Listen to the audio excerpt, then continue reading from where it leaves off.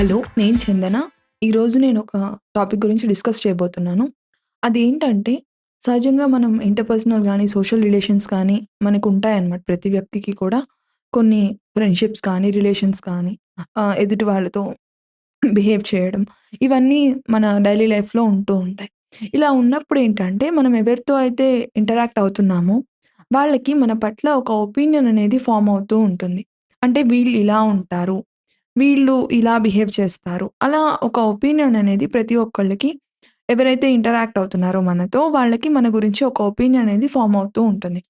ఈ ఫార్మ్ అయ్యే క్రమంలో అన్ని సార్లు పాజిటివ్ ఒపీనియన్సే ఫార్మ్ అవుతాయా అంటే అలా జరగదనమాట. ప్రతి ఒక్కళ్ళ లైఫ్‌లో కూడా పాజిటివ్‌తో పాటు నెగెటివ్ ఒపీనియన్స్ కూడా ఎదుటి వాళ్ళకి మన మీద ఫార్మ్ అవుతూ ఉంటాయన్నమాట. అందులో భాగంగా కొంతమంది వీళ్ళు చాలా చెడ్డవాళ్ళు, వీళ్ళు చాలా సెల్ఫిష్ అని గాని, వీళ్ళు చాలా బ్యాడ్‌గా బిహేవ్ చేస్తారు. ఇట్లా రకరకాలుగా అనుకుంటూ ఉంటారనమాట. అయితే మనకి ఈ విషయం ఏదో ఒక విధంగా ఒక్కొక్కసారి కమ్యూనికేట్ అవుతూ ఉంటుంది. అంటే ఎదుటి వాళ్ళు మన గురించి నెగెటివ్‌గా అనుకుంటున్నారు. లేదా నెగెటివ్ ఒపీనియన్ మన మీద ఎదుటి వాళ్ళకుంది అనే విషయం మనకు కమ్యూనికేట్ అయినప్పుడు, మనం చాలా డీప్‌గా హర్ట్ అవుతూ ఉంటాం. అంటే నేను వాళ్ళతో బానే బిహేవ్ చేశాను కదా!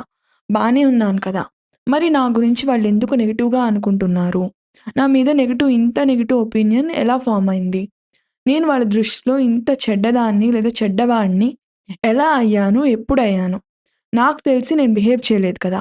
మరి ఎందుకు ఇలా జరిగింది అని చాలా సఫర్ అవుతూ ఉంటారు. అది తెలిసిన దగ్గర నుండి వీళ్ళు రిపీటెడ్‌గా బాధపడటం గాని, లేదంటే హర్ట్ అవుతూ ఉండడం. ఆ రిలేషన్ పట్ల వాళ్ళకొక నెగెటివ్ ఫీలింగ్ అనేది రావడం. విముఖతతో దూరంగా ఉండడం వాళ్ళకి. ఇలాంటివి జరుగుతూ ఉంటాయన్నమాట.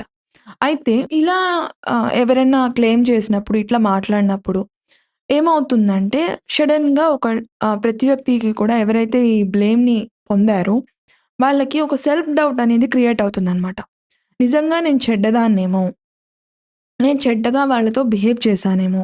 నా బిహేవియర్ ప్రాపర్‌గా ఉండదేమో! ఇలా సెల్ఫ్ డౌట్ అనేది వాళ్ళలో బాగా పెరుగుతుంది. అంటే ఏమవుతుంది? నేనే ఇట్లా ఏదైనా తప్పు చేస్తున్నానేమో! ఏం జరుగుతుంది? అసలు నాకు తెలియట్లేదా? నేనెందుకు ఇలా బిహేవ్ చేస్తున్నాను? ఇట్లా రాంగ్‌గా ఉండడం నాకిష్టం లేదు కదా! కానీ ఎందుకు ఇలా అవుతుంది అనే ఒక డిస్కంఫర్ట్ అనేది వీళ్ళు ఫ్రీక్వెంట్‌గా లోనవుతూ ఉంటారు. అండ్ పెయిన్ ఫీల్ అవుతూ ఉంటారనమాట. ఇలా ఉన్నప్పుడేంటంటే ఫస్ట్ అర్థం చేసుకోవాల్సిందేంటంటే ప్రతి ఒక్కళ్ళ లైఫ్‌లో కూడా ఇది గో త్రూ అవుతూ ఉంటారు. మీరొక్కరే కాదు ఇలా ఫీల్ అవుతుంది. ఇలా చాలామంది ఫీల్ అవుతున్నారు. మరి వాళ్ళందరూ బాధపడుతూ కూర్చోవట్లేదు కదా! అవును. వాళ్ళందరూ బాధపడుతూ కూర్చోవట్లేదు. దానికి కారణం వాళ్ళకున్న సైకలాజికల్ పర్సెప్షన్ అనమాట. ఫస్ట్ మనం అర్థం చేసుకోవాల్సిందేంటంటే, ఇది అందరికీ ఉంది. నా ఒక్కళ్ళకే ఇది జరగట్లేదు అన్నప్పుడేంటంటే, కొంత ఆ ఇంటెన్సిటీ ఆఫ్ బాధ లేదా పెయిన్ ఏదైతే ఉందో అది తగ్గుతుందనమాట. తర్వాత మనం చేయాల్సిందేంటంటే, విషయాన్ని అర్థం చేసుకోవడం. అంటే సైకలాజికల్ లెవెల్‌లో మనం గనక చూసుకుంటే, ప్రతి వ్యక్తి కూడా ఒక విషయాన్ని చూసేటప్పుడు వాళ్ళ పాస్ట్ ఎక్స్‌పీరియన్సెస్ నుండి, వాళ్ళకున్న ఒపీనియన్స్ నుండి, వాళ్ళకున్న ఎక్స్‌పెక్టేషన్స్ నుండి ఒక విషయాన్ని చూస్తారు తప్ప, ఒక విషయాన్ని ఉన్నది ఉన్నట్టుగా చూడడం అనేది ఎవరికీ సాధ్యపడదు. ఈ విషయం ఫస్ట్ ప్రతి ఒక్కళ్ళు కూడా అర్థం చేసుకోవాలి. ఏ వ్యక్తి చూసినా ఇంక్లూడింగ్ మీరు కూడా మీ పాస్ట్ ఎక్స్‌పీరియన్సెస్ నుండి, మీ ఒపీనియన్స్ నుండి, మీ మీకున్న ఎక్స్‌పెక్టేషన్స్ నుండి, మీకున్న బిలీఫ్ నుండి చూస్తారు తప్ప, ఒక విషయాన్ని మీరు కూడా నార్మల్‌గా చూడలేరు. అంటే మీకు పెయిన్ ఒక విషయం పట్ల ఉంటే, ఆ పెయిన్ నుంచి చూస్తారు. మీకు హ్యాపీనెస్ ఉంటే హ్యాపీనెస్ నుండి చూస్తారు. లేదా మీకసలు దాని గురించి ఇన్ఫర్మేషన్ లేదు. అప్పుడు ఒక న్యూట్రల్ పేస్‌తో ఆ ఇష్యూని చూస్తారనమాట. అలా మనకున్న ఒక ప్రీ ఒపీనియన్ నుండి మనం ఒక విషయాన్ని చూస్తాం తప్ప, ఎగ్జాక్ట్‌గా మనం దేన్ని ఎప్పుడు చూడలేము అనే విషయం ఫస్ట్ అర్థం చేసుకోవాలి.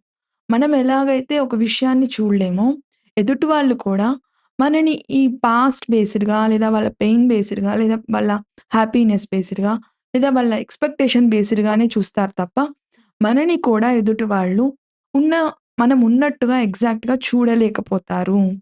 సో, ఈ చూడలేరు అనే నాలెడ్జ్ ఏదైతే ఉందో, అది చాలా ఇంపార్టెంట్ అనమాట.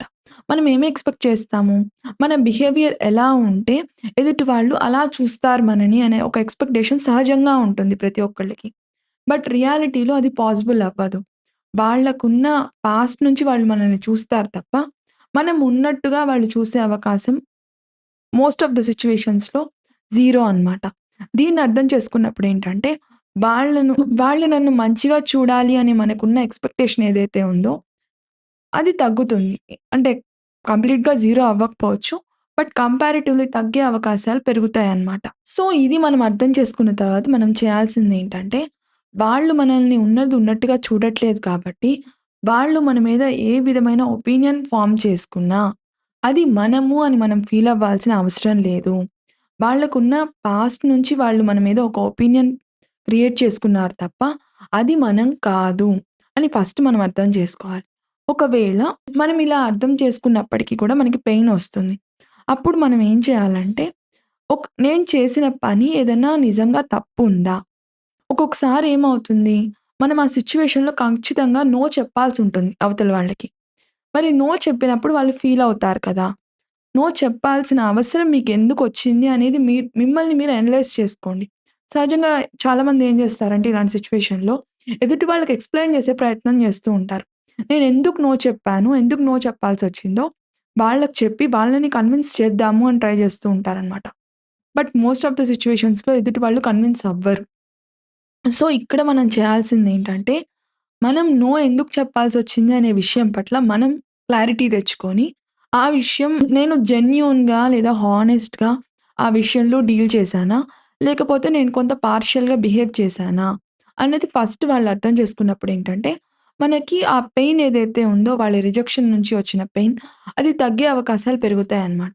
అలా కాకుండా మనం ఎందుకు చెప్పాల్సొచ్చింది అనే విషయం పట్ల మనం స్ట్రాంగ్‌గా లేనప్పుడు వాళ్ళు జడ్జ్ చేయగానే ఆహ్, ఆహ్, ఒపీనియన్ వాళ్ళకేదైతే మన మీద ఉందో, దాని నుంచి మనం మనల్ని చూసుకోవడం స్టార్ట్ చేసి, ఎక్కువగా సఫర్ అవుతూ ఉంటాం.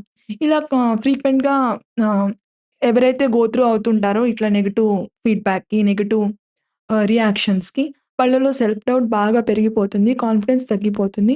సైకలాజికల్‌గా డౌన్ అయిపోతూ ఉంటారనమాట. ఇలా ఎవరైనా ఫేస్ చేస్తున్నప్పుడు ప్రాపర్‌గా మీరు హ్యాండిల్ చేసుకోవడానికి మీరు ట్రై చేయాలి. అలా కుదరని పక్షంలో ప్రాపర్ హెల్ప్ తీసుకున్నట్లయితే ఈజీగా ఓవర్‌కమ్ అవ్వగలుగుతారు. Thank you for watching.